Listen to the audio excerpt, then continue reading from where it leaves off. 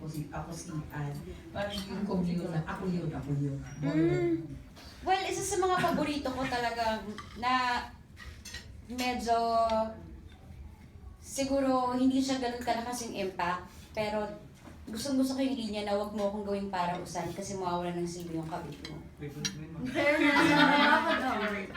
Ginagamit ko kay James.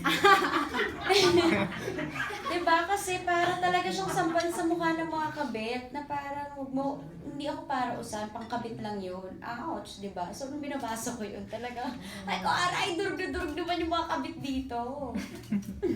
In your face talaga sila dun eh. So, ayun, isa yun sa mga paborito ko. And syempre, yung mga nasa trailers na pinapakita.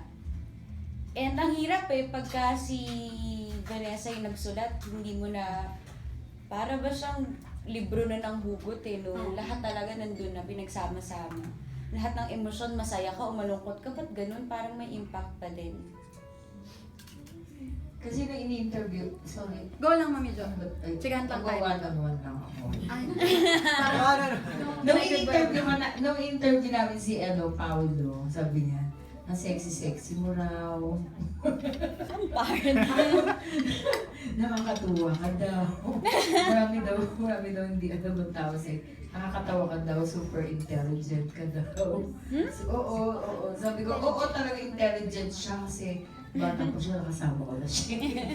I don't know if you still remember, but you were with me, you were a writer. So sabi nila, tanong mo yung part na, kung ikaw magsusulat, would you also want to be a writer of a movie? oo nga. Dati yun talaga yung gusto kong mangyari sa akin. Magsulat ng mga storya, mga pelikula. Hanggang sa naging part ako ng journalism nung high school Oo, ako. katabi kita na. So, ayun, hanggang ngayon naman nagsulat ako ng mga kanta-kanta, ganyan. So, mahilig naman ako, hindi naman yun siguro na mawawala sa akin. Actually, nung college ako, yun ang gusto kong i-take talaga, journalism.